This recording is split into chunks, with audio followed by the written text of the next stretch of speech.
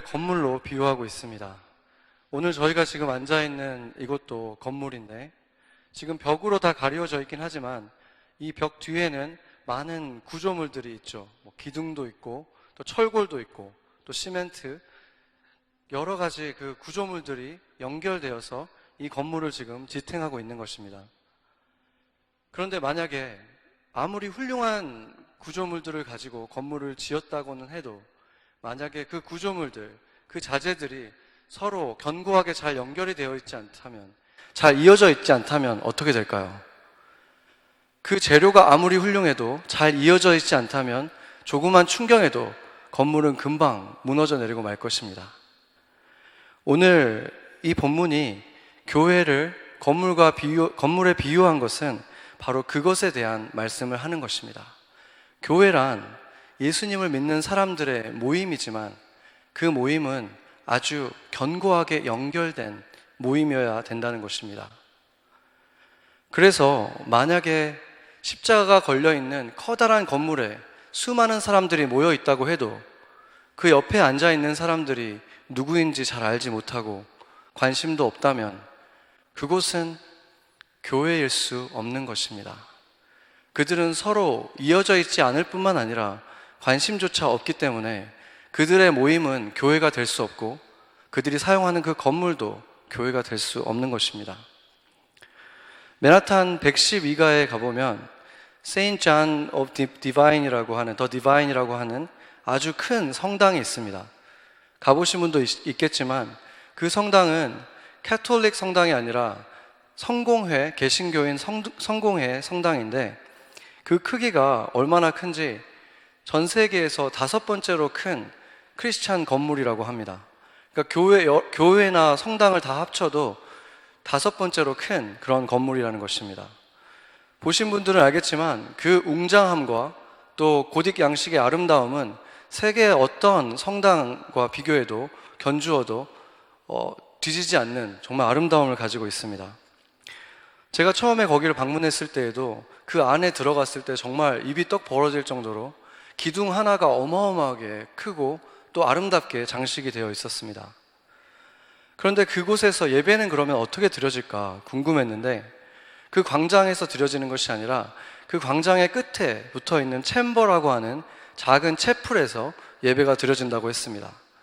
그 채플에 들어섰을 때 그곳은 생각보다 되게 작았는데 한 50개 정도의 의자만 놓여 있었습니다.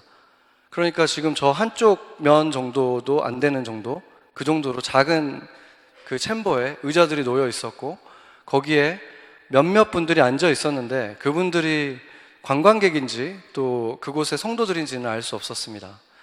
띄엄띄엄 앉아있던 그분들은 조금 지나서 한 사람 한 사람씩 떠나갔습니다.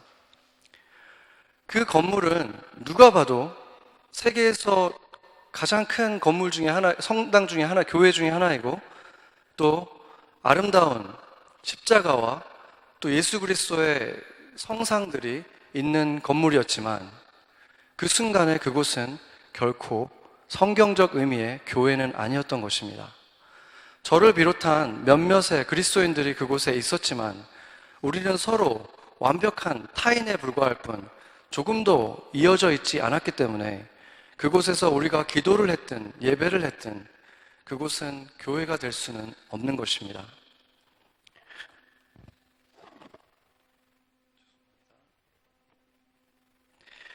네, 로마 황제가 그 기독교를 국교로 정식 인정하기 전에 그 전까지, 그러니까 성경의 시대에서는 교회가 건물을 소유한 적이 없었죠. 대부분 가정 집에서 예배를 드렸고 우리가 보고 있는 이 에베소서의 에베소 교인들은 두란노라고 하는 학교에서 저희처럼 이렇게 건물을 빌려서 예배를 드렸다고 했습니다. 그런데 교회가 건물을 짓기 시작하면서부터 생기는 문제들은 좋은 점도 여러 가지가 있었지만 사람들이 착각을 하기 시작한 것입니다. 그 십자가가 걸려있는 교회 건물에 일주일에 한 번씩 들어갔다가 나오면 예배를 드렸다고 생각한 것입니다. 그리고 그들은 그 교회에 속해 있다고 믿게 된 것입니다.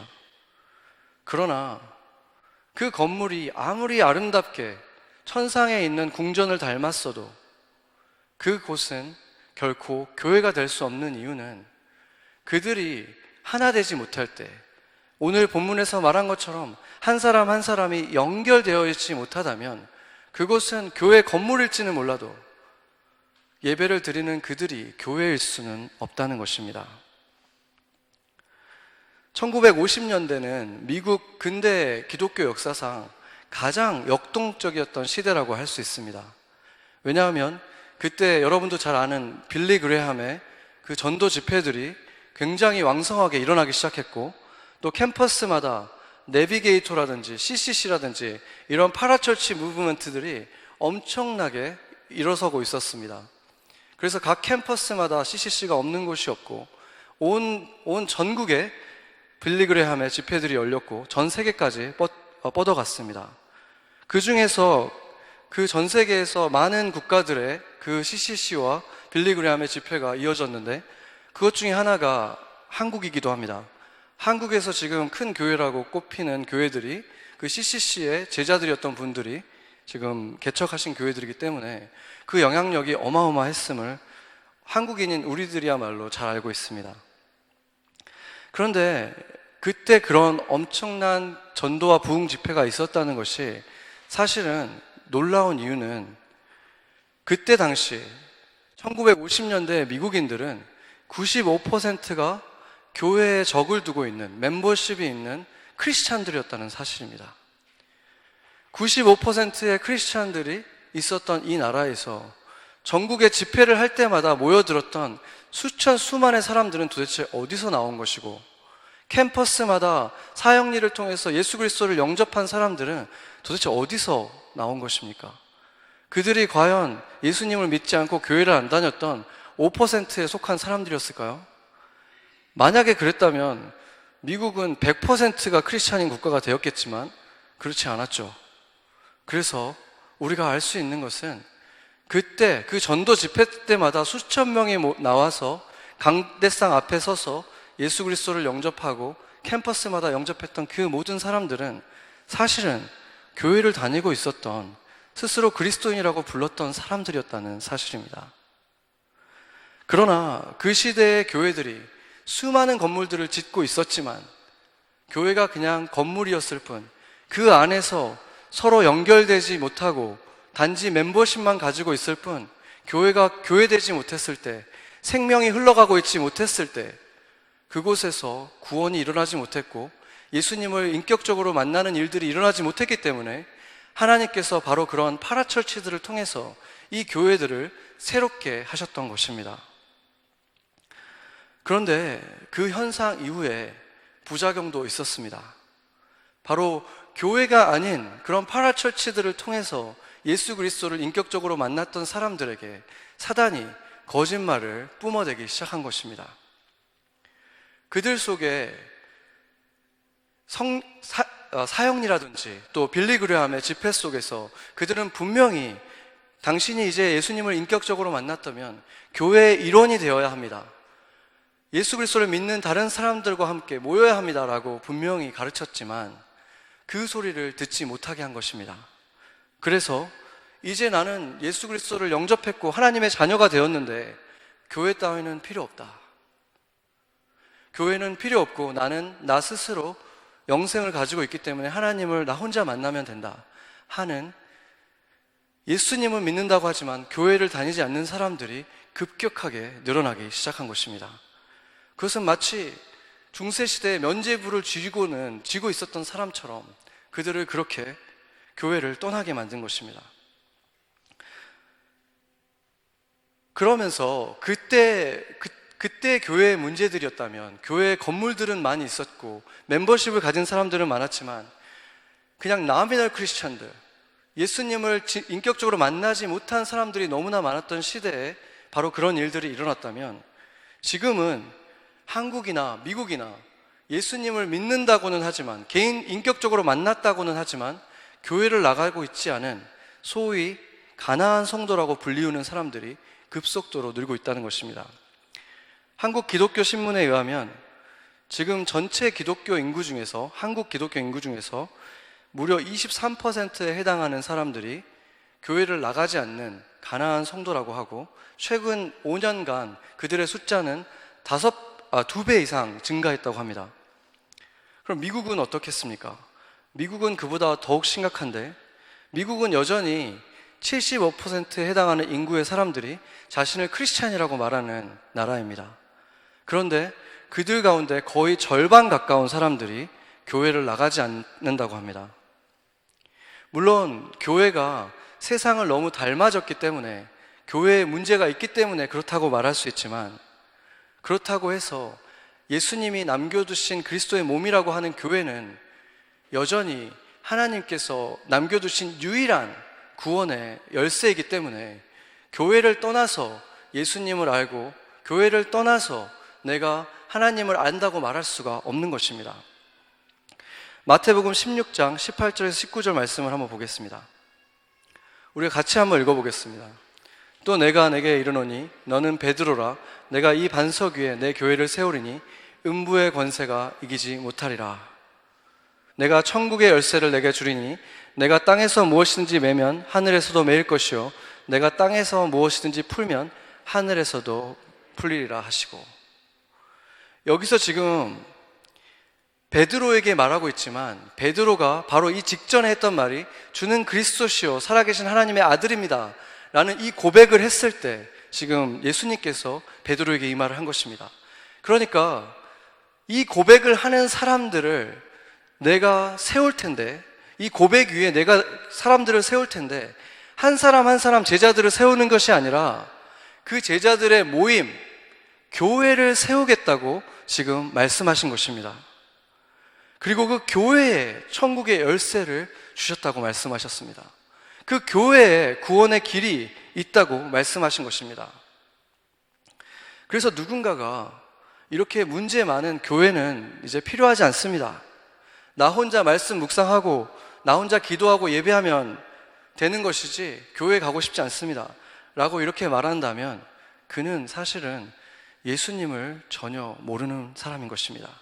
그 안에 예수 그리스도의 생명의 씨앗이 심겨 있는지는 모르지만 예수 그리스도의 생명이 조금도 숨쉬고 있지 못하는 사람이라는 증거입니다. 왜 그렇습니까? 예수님의 삶을 보십시오.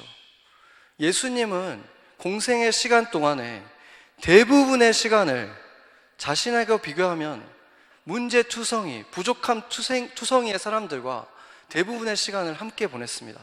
그리고 그들과 있는 것을 즐거워하셨습니다. 그 제자들의 모습을 생각해 보세요. 예수님에 비교하면 얼마나 다 부족한 사람들입니까? 그럼에도 예수님이 혼자 있는 게 훨씬 편하시겠지만 가끔 기도하러 나가실 때 외에는 항상 그들 주변에 있었습니다. 그런데 그분의 영이 있는 사람들이, 그분의 영이 그들의 삶을 인도하는 사람들이 어떻게 자신의 편의에 따라서 혼자 있기를 원할 수 있겠습니까? 그러나 여러분 속에서 이 이기적인 세상, 개인주의적인 이 세상 속에 살아가지만 내 안에 그래도 이 편함을 조금 포기하고 그래도 교회의 성도들을 좀 만나고 그들과 함께 식사하고 그들과 좀 더 교제해야 되겠다, 이런 마음이 그 안에서 일어나고 있다면 그 안에 생명이 움트기 시작한 것입니다. 그래서 우리는 그 명령에 따라 만날 때, 순종에 따라 만날 때 더 그리스도를 깊이 경험할 것입니다. 조사 결과에 의하면 교회를 다니지 않는다고 말하는 그 그리스도인들은 대부분 인터넷 등으로 예배를 본다고 했습니다. 그런데 인터넷으로 설교를 듣는 것이 예배입니까? 내가 원하는 시간에, 원하는 장소에, 원하는 포즈로 앉아서, 원하는 주제의 설교를 찾아서, 원하는 설교자를 찾아서 자기가 원하는 것에 모두 맞춰서 스케줄이고 뭐고 다 맞춘 다음에 그것을 듣는 그것이 과연 성경에서 말하는 내 자신을 산 제사로, 제물로 드린다는 그 제사라고 주님께서 인정해 주시겠습니까? 인터넷으로 설교를 듣는 것 자체를 뭐라고 하는 것이 아닙니다. 유튜브로 다른 것들을 보는 것에 비하면 훨씬 유익한 것입니다. 그러나 그런 태도로 설교를 듣는다면 그 사람이 과연 자신이 결정한 그 설교, 자신이 원하는 시간에 듣는 그 설교라고 한들 거기서 울려 퍼지는 그 소리를 다 들으면서 아멘 하겠습니까? 아니면 그것도 자신이 동의되는 부분만 끄덕거리며 그것만을 취하겠습니까? 그래서 그것은 결코 하나님이 기뻐하시는 예배가 될 수는 없는 것입니다. 하나님이 기뻐하시는 예배는 하나님을 온 마음을 다해서, 온 힘을 다해서 사랑하는 것이고, 그 사랑을 가지고 내 이웃을 사랑하는 것이라고 했잖아요.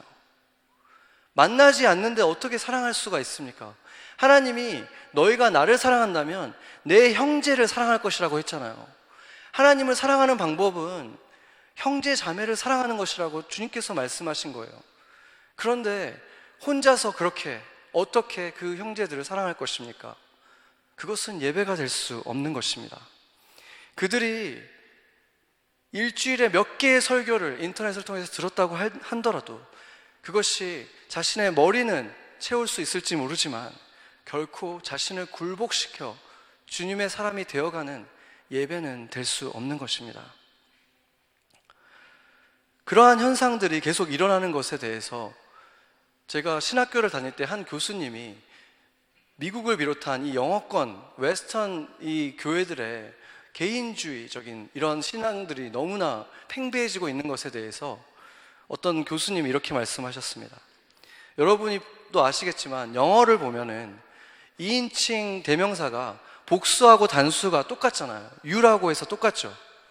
그래서 사실은 신약 성경에 쓰여진 you라는 인칭 대명사는 거의 언제나 복수형인데, 헬라어로 보면 복수형인데 영어로는 you라고 써있기 때문에 거기에 쓰여져 있는 권면, 명령, 그리고 축복의 약속, 그 모든 것을 마치 나한테 주시는 것처럼, 주님이 나에게 약속하신 것처럼 여기기 시작했다는 것입니다.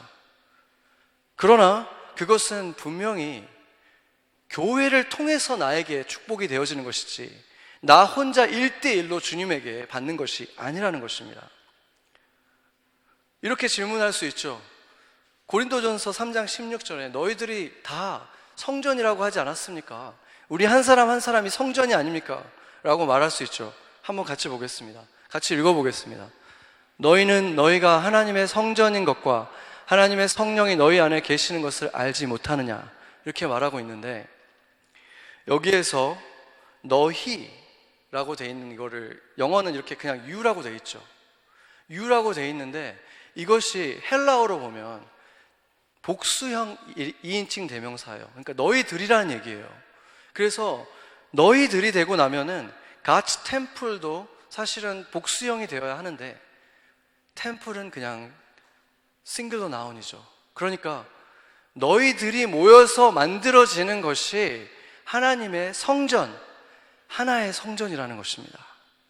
우리 한 사람 한 사람을 당연히 그냥 비유로서 성령님이 우리 안에 내주에 계시니까 성전입니다 라고 말할 수 있지만, 우리가 모였을 때 그것이 더 직접적으로 주님께서 말씀하시는 성전이라는 것입니다. 그리고 오늘 본문이 더 분명하게 말하고 있잖아요. 21절, 22절 한번 같이 한번 읽어보겠습니다. 그의 안에서 건물마다 서로 연결하여 주 안에서 성전이 되어가고 너희도 성령 안에서 하나님이 거하실 처소가 되기 위하여 그리스도 예수 안에서 함께 지어져 가느니라. A dwelling, a holy temple.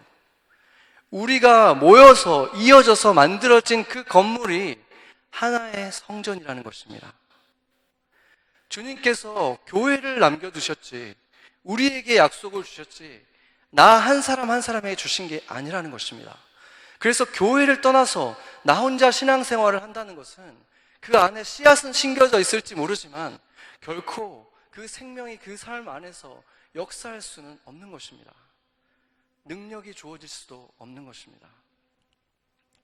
여기에서 지금 성전이라고 했는데 이 성전을 우리는 너무 자주 들어서 가볍게 여길 수 있겠지만 유대인들에게 지금 우리가 모여있는 이것이 성전입니다 이렇게 얘기하면 정말 이렇게 옷을 찢을 정도로 그들은 분개할 것입니다. 왜냐하면 그들에게 있어서 성전이라는 것은 얼마나 귀한 것이고 정말 고귀한 것이기 때문에 지금도 그들은 그 통곡의 벽에 벽만 남아있는 곳에서 벽에다가 머리를 찍으면서 성전이 없어진 것 때문에 슬퍼하고 있잖아요. 그들이 지금 까만 옷을 입고 있는 이유가 지금 장례복을 입고 있는 거예요. 성전을 잃었기 때문에. 그런 유대인들에게 있어서 성전이 어떤 존재겠습니까? 구약 성경의 성전은 그 안에 법궤가 있었던 곳이에요. 지성소가 있고 지성소 안에는 법궤가 있었는데, 그 법궤라는 곳은 하나님이 이 지구상에 실제로 임재하시는 곳이었어요. 그냥 하나님은 어디에나 계시지만 특별하게 그 강력한 하나님의 임재가 있는 곳이 바로 법궤였습니다. 그곳이 바로 성전이었던 거예요. 그것은 제사장들이 얼마나 성령 충만한가 충만하지 않는가에 달려있지 않아요. 그들이 준비가 제대로 되어 있지 않고 경건하지 않으면 그 앞에서 그냥 쓰러져 죽는 거예요. 바로 그러한 엄청난 하나님의 거룩한 임재가 있던 곳이 바로 법궤고 성전이었던 것입니다. 그런데 지금 그 성전이 우리라는 것입니다. 우리가 그 성전이 되어 간다는 거예요. 이게 어떤 의미인지 한번 생각해 보십시오. 세상 사람들은 경건한 사람들이 많이 모여야 그 공동체가 경건해진다, 이렇게 생각하지만 성경적인 의미는 반대입니다. 예수님이 안에 있는 사람들이 하나 되기 위해서, 서로 이어지기 위해서 공동체를 이루고 모이면 그곳에 성전이 임하고 하나님의 임재가 임한다는 것입니다. 우리의 상태가 문제가 아니라 그분의 상태가 중요하기 때문에 그분의 강력한 임재가 그 가운데 임한다는 것입니다.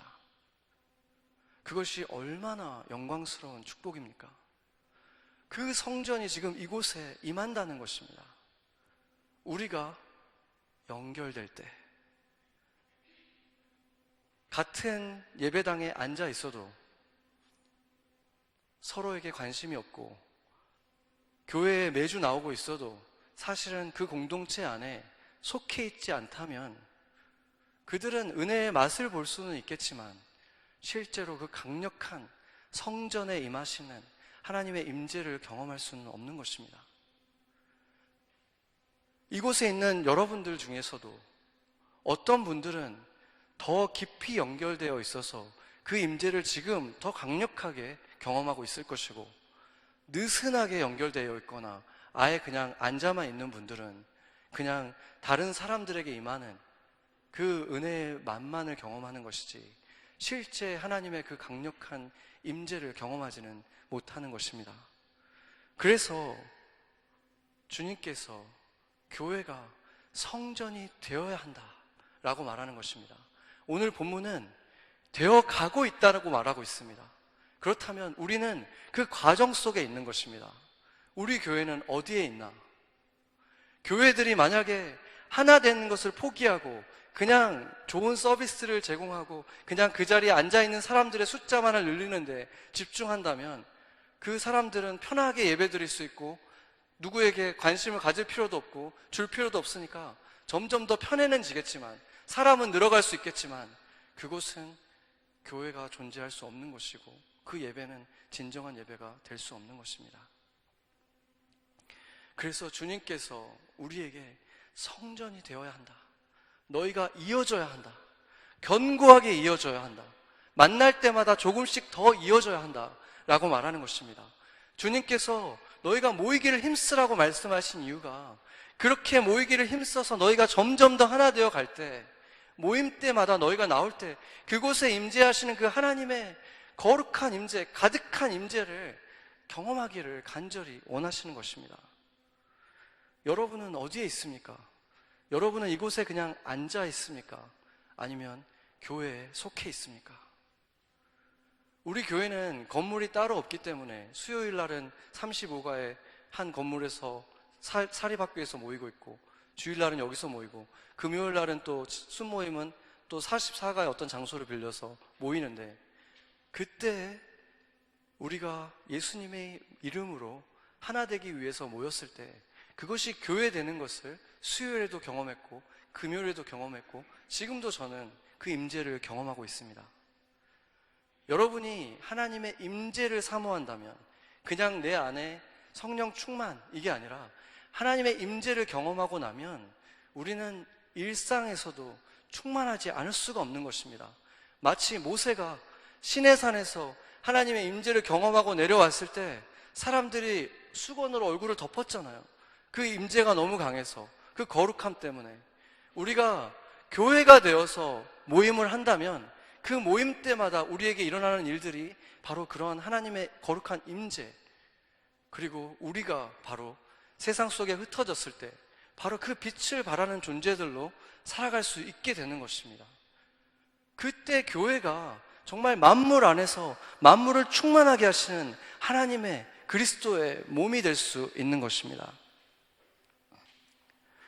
제가 이번에 사우스 다코타 선교에 대해서 팀장님이 잘 나눠주셨지만 정말로 많은 은혜들이 있었습니다.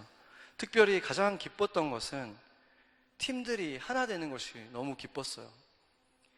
물론 쉬운 사역들이 아니죠. 불편하고, 자는 것도 불편하고, 모든 것들이 다 불편하고, 일상과 너무 다른 곳에 가서 많은 것들을 희생해야 되는 곳인데 같이 그 바닥에서 다 자잖아요. 근데 그럼에도 불구하고 저녁마다 그 11시에 우리 모임이 끝나는데 그때마다 박수치고 웃으면서 마쳤어요.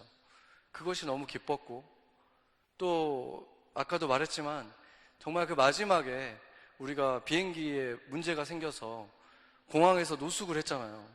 근데 그때도 정말 하나님의 은혜로 원래는 다 각자 표들을 따로 샀기 때문에 따로따로 한 명씩 노숙을 했다고 한번 생각을 해보세요. 얼마나 힘들었겠습니까? 그런데 정말 11명이 같이 표를 얻어서 그렇게 같이 지낼 수 있게 되고, 또 사람들이 라이드를 해줘서 주일날 아무도 빠지지 않고 예배를 드릴 수 있었잖아요. 그러니까 그런 것들이 너무 은혜가 되었고, 또 교회의 거의 3분의 2 이상이 간 거나 마찬가지였죠. 선교를 떠났는데 그 나머지 분들이, 그 선교팀들이 더 부담이 되지 않도록 그 헌금을 정말 많이 해주셨어요.